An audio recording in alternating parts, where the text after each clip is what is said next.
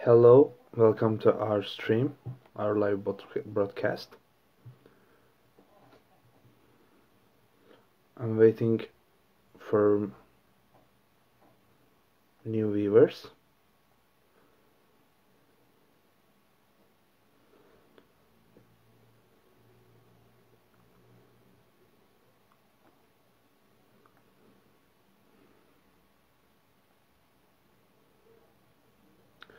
Hello, welcome to our live broadcast.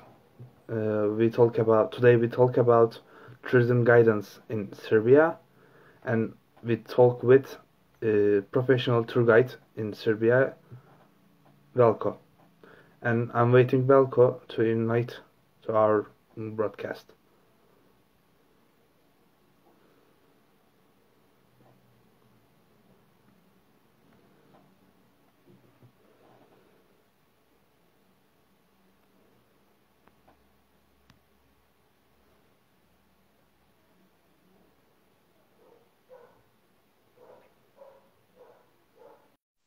I'm inviting again.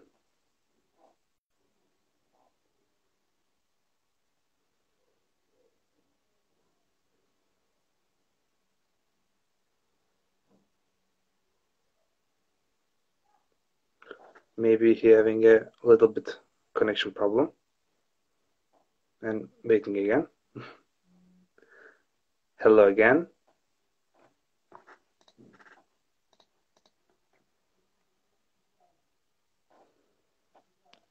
Try to invite again.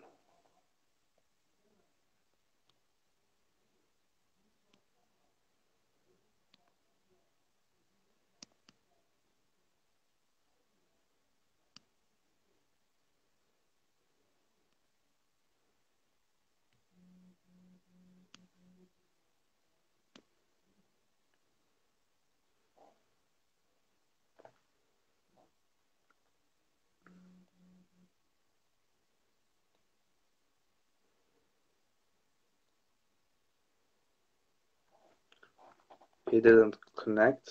I tried, but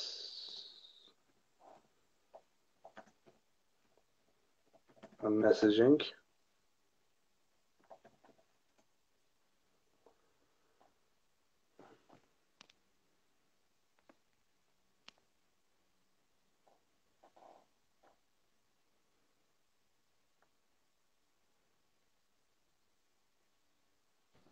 Hello, can you hear me?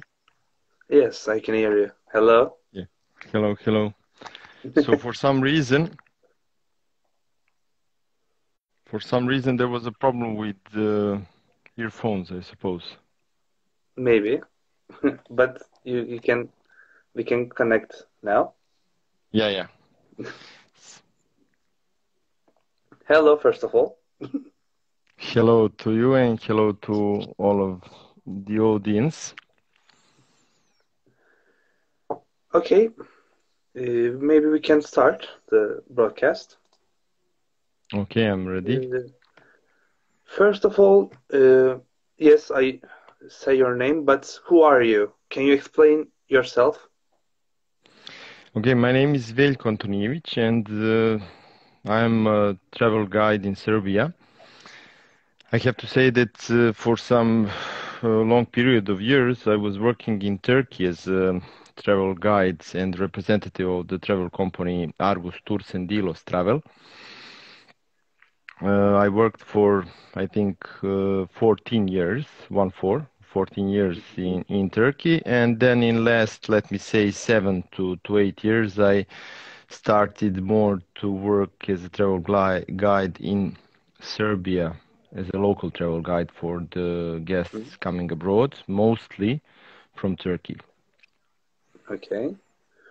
How did you decide to be a tour guide? It's an interesting question, and I suppose that most of the people listening to us are thinking in a similar way. I wanted to travel. I think the initial moment is that people do like to travel, and I have read somewhere, I don't remember where, that people say that if the world is something like a book, and if you don't travel, it seems like you're reading the one same page, maybe the first one of that book. So I wanted to see the world, wanted to travel, to meet new cultures, new cuisines, to meet new people. That's the reason why I decided to be a travel guide. And I can say that when you're younger, it's more interesting for you to travel abroad and to meet other cultures. And when you get to be a little bit older, when you have more experience, when you have a family, it's better for you to share your experience with the foreign people coming to your country. Okay. And is there any tourism guidance department in Serbia? Sorry, I didn't understand. Is there any tourism guidance department on university in Serbia? Of course, there is, but it's a little bit different than in Turkey. Let me say that in order to become a licensed guide in Serbia, it is enough to have something that we call a high school, and you have to finish something that we call something like a special course and a test. It's not similar in that way that in Turkey, for example, as far as I know, you can graduate like bachelor on some department for tourism, and then you become a guide. Here it's enough to have a high school, but you have to go to a special education, something shorter than a faculty. It lasts for 9 months.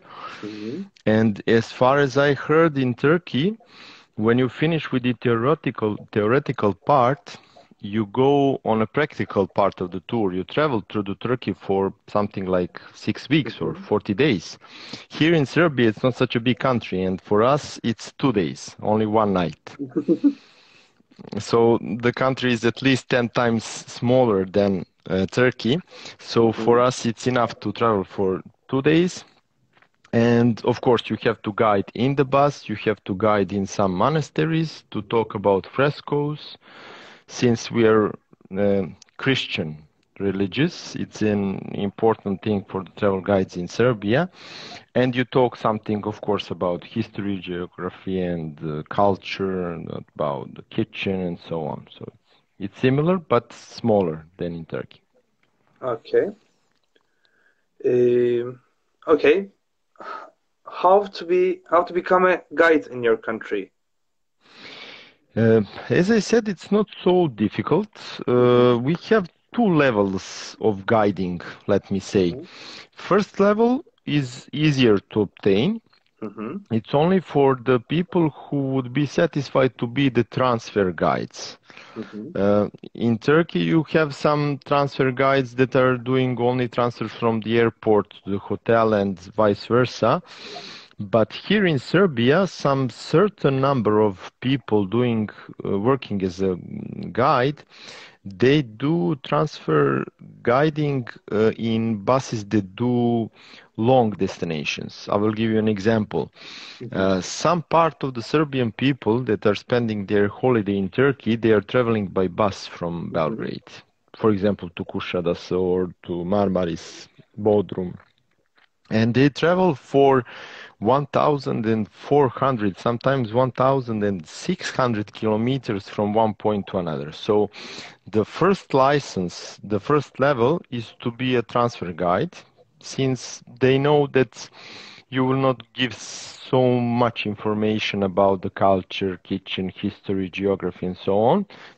Your important role is to take people from Serbia, not to forget to pick up someone, and to bring them in a safe way to the destination, to take care about the documents, passports, how to pass the borders, and so on. So this is the main idea. The second level, the level of the real license guides, it's completely the same even if you work in Serbia with foreign guests, or you work with Serbian people working abroad, or you guide Serbian people through the Serbia, it's the same. And if you studied College of Tourism or the Faculty of Tourism, some of the exams will be let me say, they will accept them if you have passed them at your university or faculty, and you will just have to enter the exams of the difference between your school and this school special for the license guides. And of course, at the end, you have that practical part. As I said, it lasts only for 2 days. Okay, thank you. Sorry, I just forget to mention that it's the same like in Turkey and all other countries. One of the main conditions in order to become a travel guide with a license is to have a citizenship of that country. So it's like that in Turkey and also in Serbia. So you have to be a Serbian citizenship in order to obtain the license. Okay, thank you. Do you having any laws about tourism guidance in Serbia? Of course. And they made some changes with that law in the last, let me say, 2 years. The main thing is to protect the traveler, to protect people who do travel. So there are special licenses for the travel companies if they want to do the work or they want to work as tour operators, or you have some special documents you have to obtain if you want to sell some other tours of the other travel companies, something like a sub-agent as we call it, or the smaller company that does the retail job, but they don't pack the tours themselves. And when you do traveling, if you have a group in Serbia or in other countries as well, you have to have a local guide with you. And I remember when we were working as travel guides in Turkey, whenever we do tours like Ephesus or Pamukkale, Hierapolis and other tours, we always hired as a company somebody to be with us, to help us, to give us some information that we cannot know if we are not the local guides. So we were doing the guiding in Serbian language, since it's not easy to find the travel guides in your language in Turkey. Nowadays you have more of them. Our people do understand Macedonian, Bosnian, Serbian. It's the same language, Croatian and stuff. Let me say that everybody speaks their own language and we completely understand each other. So nowadays it's easier. But at the times, we always hired somebody. We called them in Turkish golgereper, or the shadow guide, somebody to cover us while guiding. So some people that I know in Serbia, they do their job in Serbia as well. They support foreign groups and foreign guides. In order they have license, they are with them, they help them. But the foreign guide is doing the guiding as well. Okay, thank you. How do you feel be a tour guide? It's an interesting job, and I do remember when I was young, now I'm 40 years old, when I was young, something like 19 or 20, I was so eager to learn and I was so happy to practice, to go with someone. I didn't know too many people that were doing that job.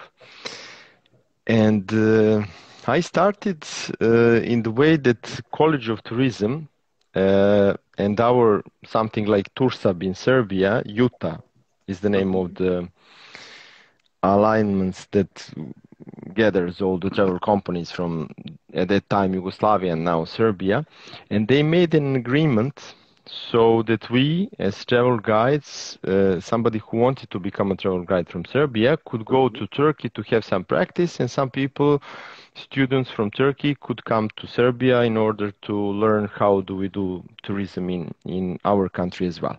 So I think if you do have such a programs today in Turkey, when Corona finishes and when we start to travel freely, I strongly suggest to all new guides to try to enter that kind of programs, because they can really help you. You can really start to collect the experience. It's not an easy job, I have to say. Some of the people listening to us, they know because they work the travel guides as well. It's not easy. There is one main reason why it's not easy to work as a travel guide. It's because when you sell travel experiences, when you sell tours, people sell something like a dream. You know, Yes. when you go to a shop and you want to buy a TV set or you want to buy a refrigerator, you have a guarantee, you have something like 2 years warranty or something like this. And if you don't like it or if it doesn't work, you just give it back. And working in tourism, especially as a travel guide, is difficult since people are having in their mind how that travel experience should look like. And if it doesn't look like they wanted it to be, they can be really frustrated. And you, as a travel guide, you're in the first line of the fight. And all their negative experience or their unsatisfaction, sometimes bad emotions like anger and sadness and everything comes to you.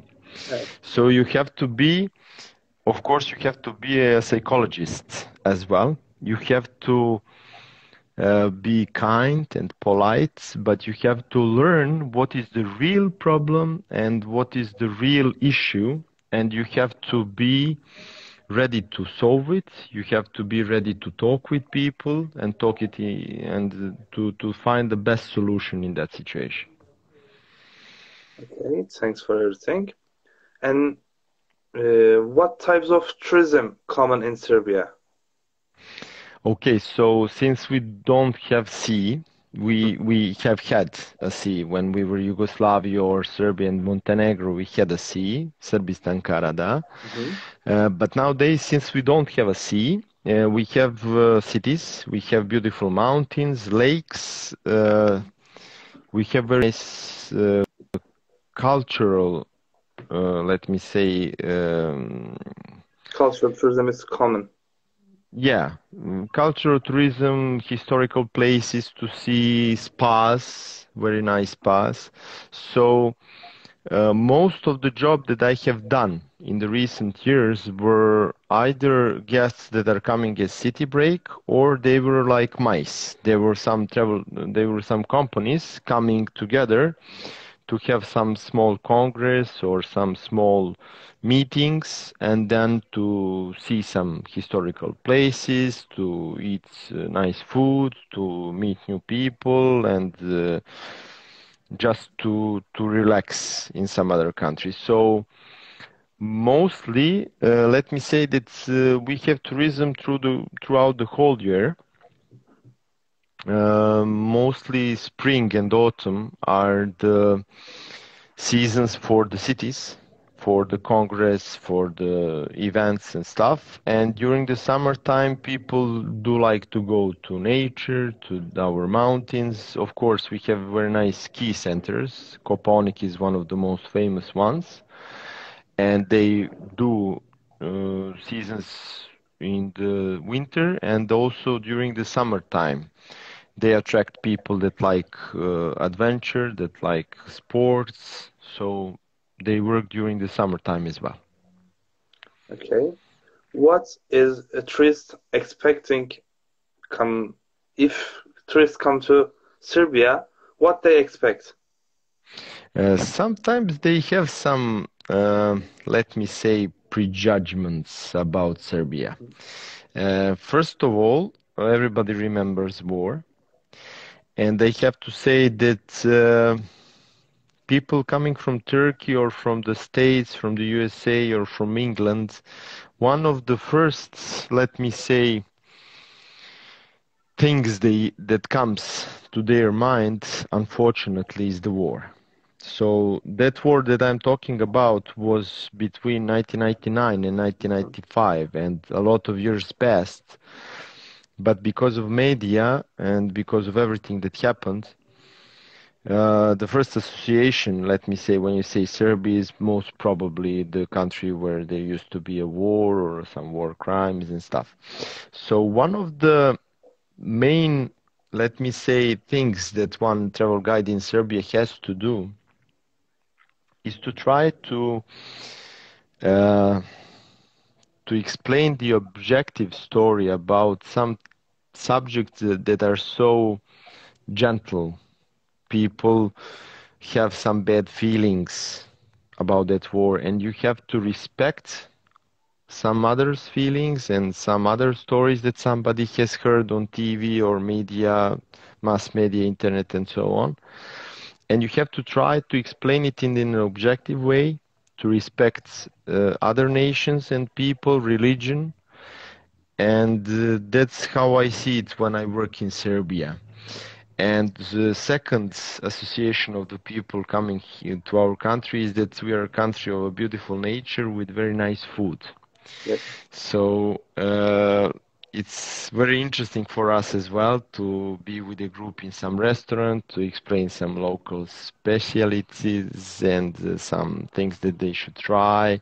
We have some interesting drinks as well. So let me say that working as a travel guide is something like being a bridge between cultures. Being a bridge between the foreigner who comes to your country and you're trying to explain the best things about your own. Or when you're a travel guide in some other country, then you know the perspective and maybe the prejudgments of your own people, travelers, and you are trying to explain the local foreign culture to your home, let me say, to your citizens that are coming from the same country as you. Okay. What is the most famous places in Serbia in tours? Let me say that in tours, maybe Belgrade, Novi Sad, something that we call Karlovci, in Turkish should be Karlovca.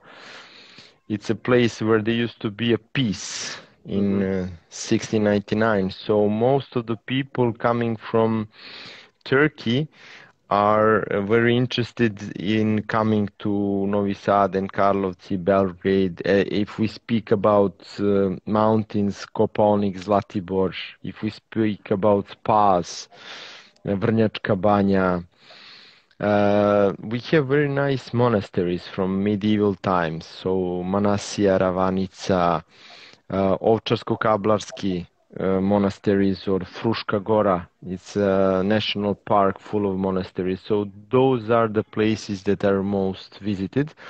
And we are famous for one music festival.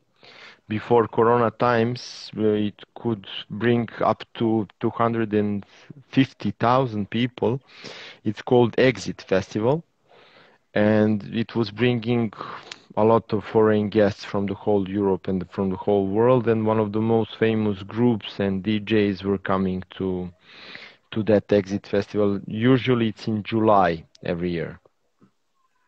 Okay, and what is your favorite places to tell? Usually, my favorites, let me say not place, but let me say my favorite story to tell is I like to catch some prejudgments that foreign guests have, and I like to first of all to speak from their perspective, how I think they see it, and then I try to catch it and to twist it to explain it how it really is. So, for example, when I was working as a travel guide in Turkey, I was trying to catch some prejudgments of our Serbian people. For example, they thought that most of the Turkish people are drinking coffee, and they didn't know that most of the Turkish people nowadays are drinking tea or chai. So I was using that thing as an introduction, and then I started to explain some other things, how you really prepare it, how you drink it, and so on. When I talk about foreign guests in Serbia, for example, most of the guests that come to Serbia, when they visit Belgrade and the famous Kalemegdan fortress that used to be a fortress, now it's a park. The name of it comes from the Turkish language, Kale and Meydan. And there is a beautiful island across the fortress. It's on a place where Sava and Danube River, they gather on that place. They make a junction. And there is a beautiful island. So most of the Turkish people, when they see it, they think that the Serbian people are most probably lazy or stupid because they haven't made any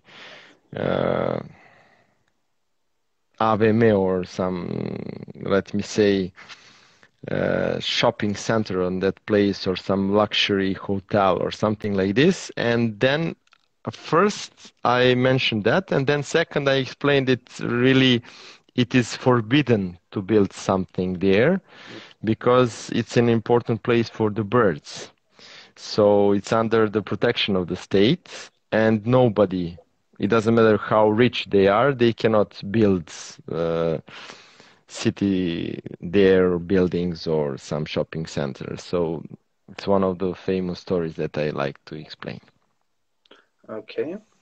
And if you're in trouble with your guests, and what is your solution steps?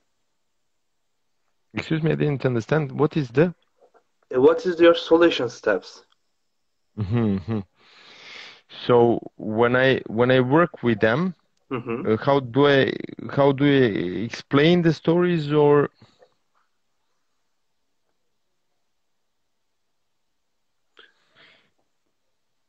if I have a problem with them, how do I make a solution? Yes. Okay, I didn't understand. Sorry. So first of all, it comes when I was working as a travel guide in Turkey as a representative of a travel company. I had more problems because I was representing a travel company that were doing massive tourism. So it means that you have something like 1,400 people per week, and of course they want to buy cheap tours, and when they buy cheap tours they have some issues, problems about the maybe cleanliness in the room or about the quality of the food. Maybe they work very hard in Serbia for some small money. When they go abroad, they expect a lot of let me say quality for less money. And then first of all, you have to respect the position from where they start. First, you really have to understand what is their problem. And then if they're right, if they complain about something and they're not wrong, you make some steps in order to correct the thing, if it's possible. And while you do it, you have to explain that you're their ally. You're on the same side. You're not something like fighting against each other. You are there to help, and they have to understand it really.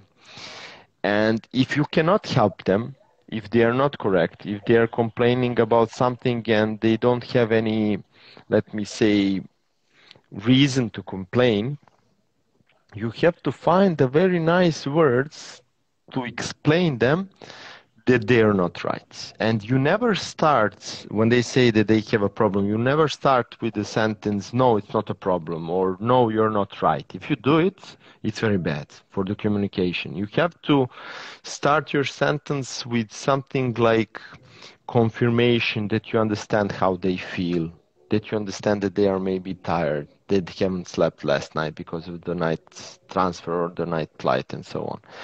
And you have to assure them that you are there to help and that you will try to find some solution. But even though maybe you cannot do what they expect you to do, you will do your best to make them to be satisfied. It's very important. And then when you put the main tension down, when they start really to communicate with you, then you're on the good road to find the real solution. Okay. What is the differences foreign and domestic tourist? If we talk about, let me say that your question can be split into two. First of all, it's easier for me to work as a local guide with foreign guests since most of the job that I do in Serbia, it's not like massive tourism. You have smaller groups, you have good hotels. The tours they pay are more expensive, so there is more, let me say, options to find the solutions, and it's easier to work as a travel guide in your own country. You can make a very good network of the people that can help you if you have an issue, if you have a problem. When you work with Serbian people abroad, it can be very difficult. The main reason is that before the Corona times, the economy in Serbia was not so good. And I can say that people working here for average salary of 500 euros, when they go abroad and when they pay for a tour 1,000 euros per person, they do think that it has to be maximum quality with no mistakes, everything has to be perfect and so on. Even though they travel to a destination where maybe 1,000 euro per person is not such a big money. And that's why it comes to be difficult to satisfy them, because it's always a difference between what they expect and what they get. So sometimes people have objective good expectations, and sometimes they just think too much how it will look like, and they expect something that is not possible to do. So sometimes it's difficult. And the second part of your question can be, how is it to work with Serbian people in Serbia, or how is it to work with foreign people in Serbia? The story is completely different. When you try to tell a story to Serbian people in Serbia, you have to bear in mind that most of the things they know from the school about our culture, history, religion, geography, and so on. So you have to find the very interesting stories and come into some details because they have the base. And when you talk with foreign people coming to Serbia, most probably they don't have that base. Most probably they don't have too much information. So you have to start from zero. And you don't have enough time to explain everything you know. So you have to make a selection and to explain the most interesting things, not to be boring, and maybe to help them to try to find out more through the internet and stuff. Okay. Do you have any strange or unforgettable memories with your foreign guests? Of course. We do have, me as a guide as well. I have to say, for me, one of the most strange situations that didn't happen only once, it happened a few times. When we have that mice type of the groups from Turkey, sometimes it happens that they come like only men. Mm-hmm. And they think that Serbia is a destination for some kind of sex tourism. So let me say that when I had first inquiries about that thing, it's forbidden in Serbia as well. And you can go to jail if you help some people to find that type of services in Serbia. And I personally thought that it's not my job. I thought I shouldn't do it. I just find a polite way to say it's not my job, and that's it. So I did it. I said it in a polite way. I didn't say it in a bad way for them to feel bad because they asked and so on. But I said, officially it's forbidden in Serbia. There are some places that can give you that services, but I'm not sure about it, and sorry, I cannot help you. Something like this. And when they went back home to Turkey, they didn't say, the guide was perfect, he was helping to us about everything, taking us to some interesting places. No, they said their comment about guide was the guide was not helpful. That's what they said. I didn't help them, I was a bad guide. So it's something when you feel too bad because you go to have education, you have more than 20 years practice in tourism, and you think for yourself that you're a good guide, that you're polite, that you have manners, everything, and they're expecting from you to be something else, you know. So let me say that that's one of the most embarrassing situations that I had. And about some good memories, I think for every guide, the good memory is, or the best memory is when the guests are satisfied. But not only when they are satisfied, but when they find a way to tell you that in a nice way. For example, at the end of the tour, some older couple comes to you and they say, we traveled a lot, we have seen a lot of places, but you really helped us to find out some new things about the places we have seen before, and thank you very much, and so on. So I think the money is not enough as a satisfaction for this work. If you love it, it's normal that you come to be good in that job, and of course you will earn the money. But if the money is the only reason why you're trying to be a travel guide, most probably very soon you will stop. You will not be able to do this job, because you have to have that drive, you have to have that need to see new places and to explain about places you have seen and so on. And if it's only about the money, you will be bad guide, and very soon you will stop doing it. You will not succeed. Okay. Which countries come to Serbia mostly?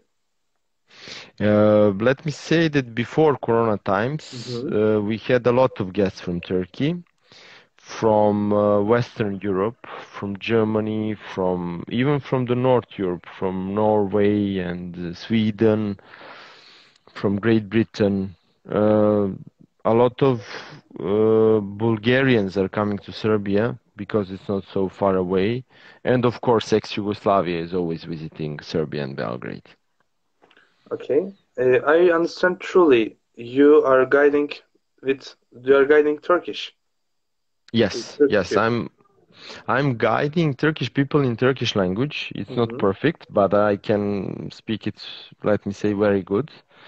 And even if I make some mistakes in Turkish, people from Turkey, they don't see it as a problem. They always say it's good, we are satisfied, and so on.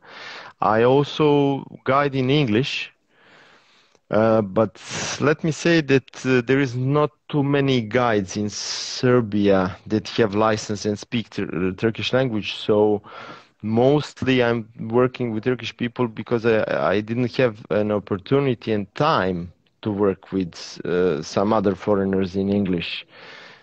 And I speak French language as well.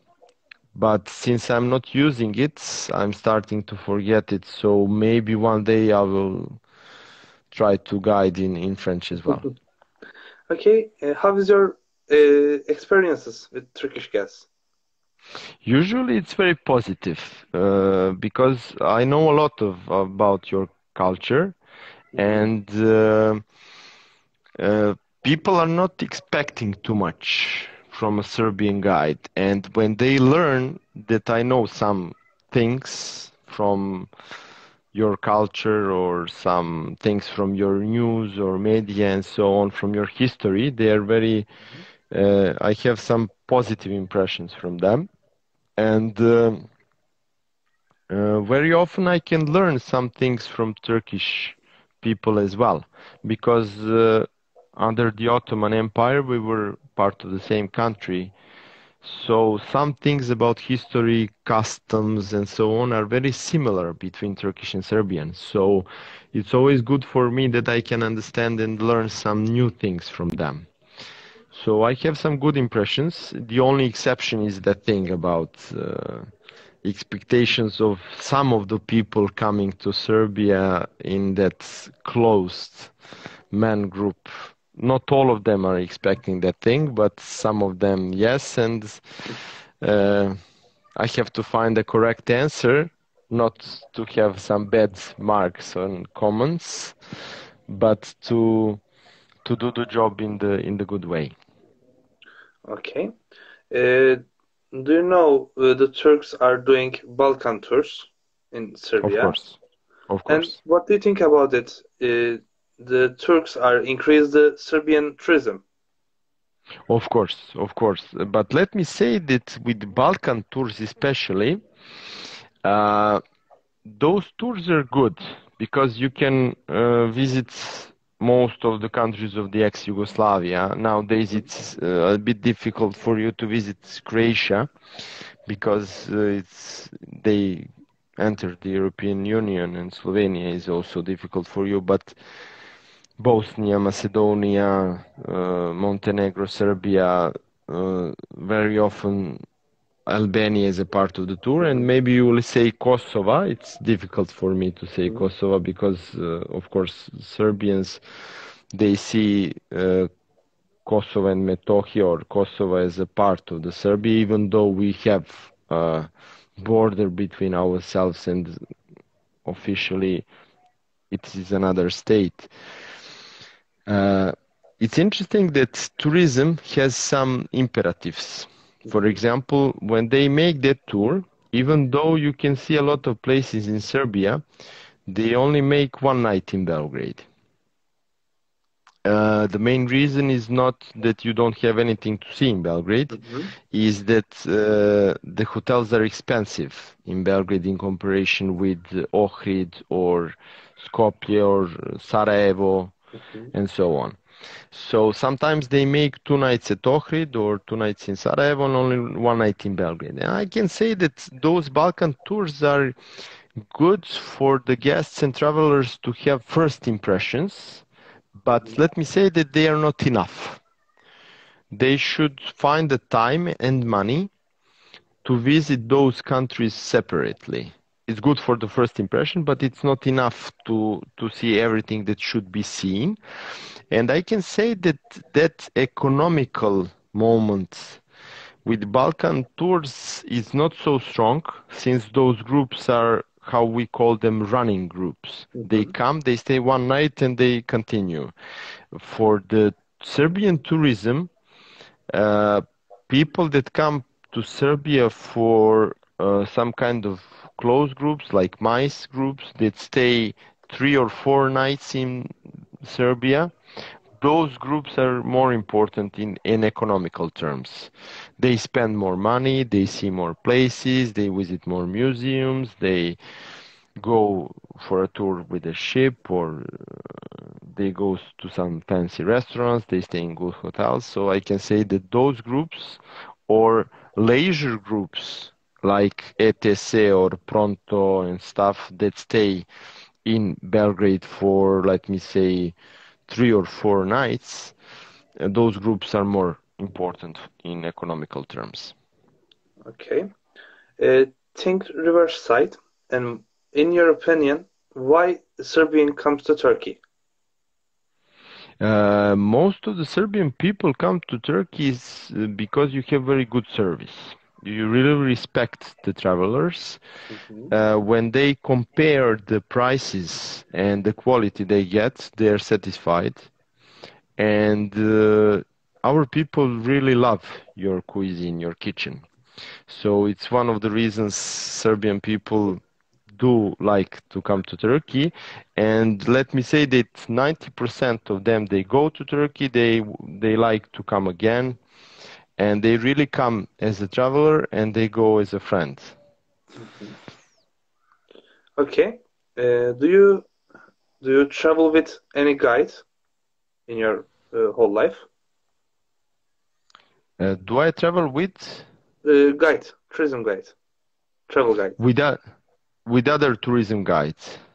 You know, you are a tourist and you travel with tour guide. Okay, somebody else is guiding me, I understand. Yeah. Okay, it happened a few times, even though when I travel with my family, usually I'm traveling like, since we have small children, we travel alone.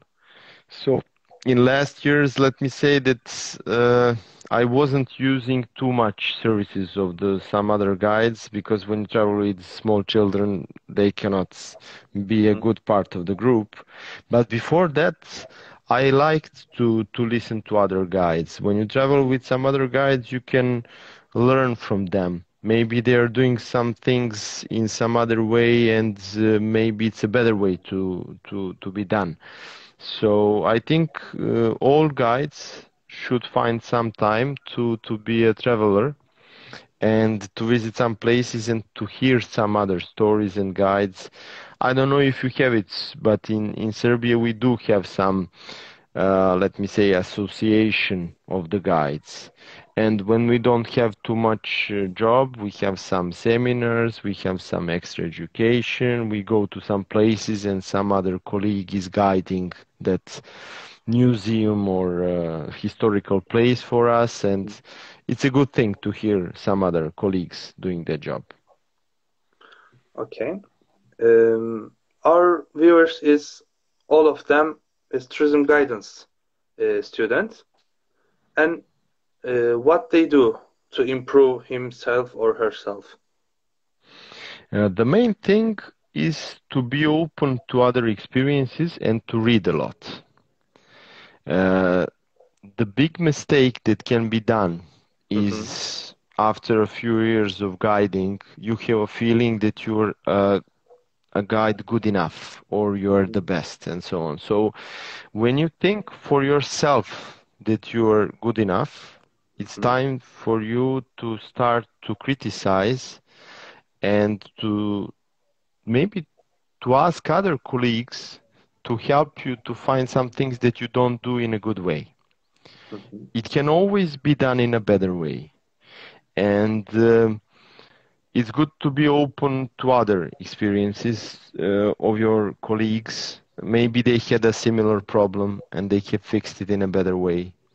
It's very good that you do this type of live interviews, because people can hear some other guides, maybe more experienced ones, and they can learn from other stories. It's a good thing. And we should always try to learn more, to read more. Okay. Do you do any tour in pandemic time? Yes, I did a few tours, but let me say that in these Corona times,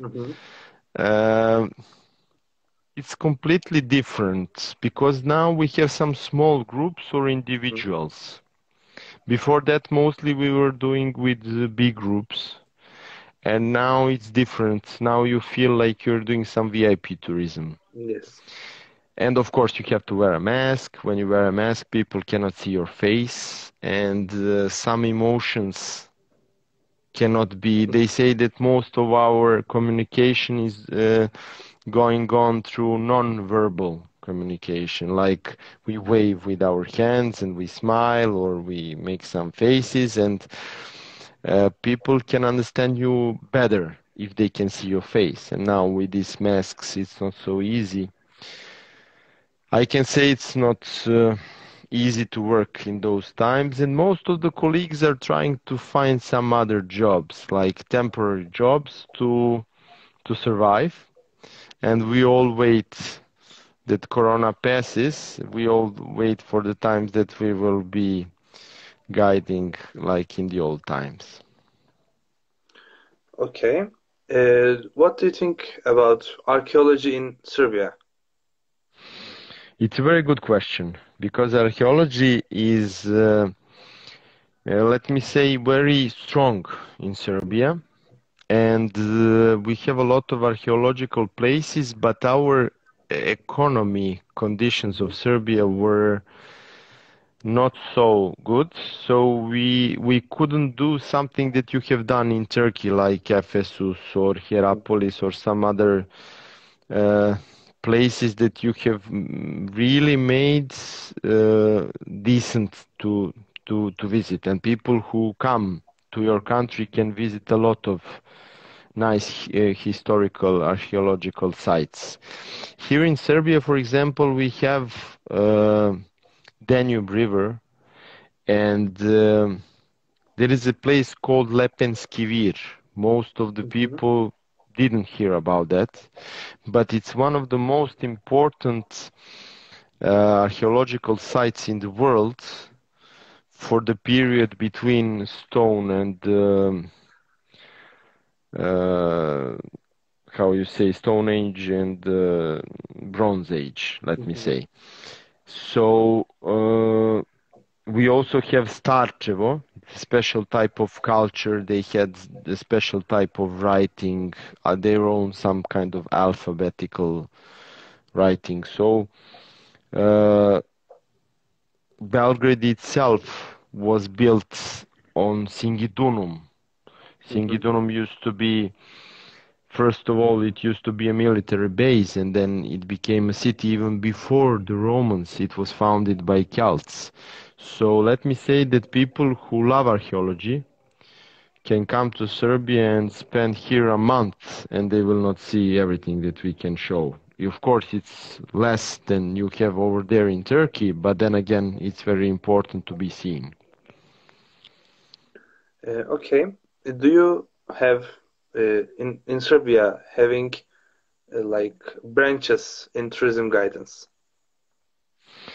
Here, those branches are connected with that education, let me say. So you have a transfer guide, and that license is easier to obtain.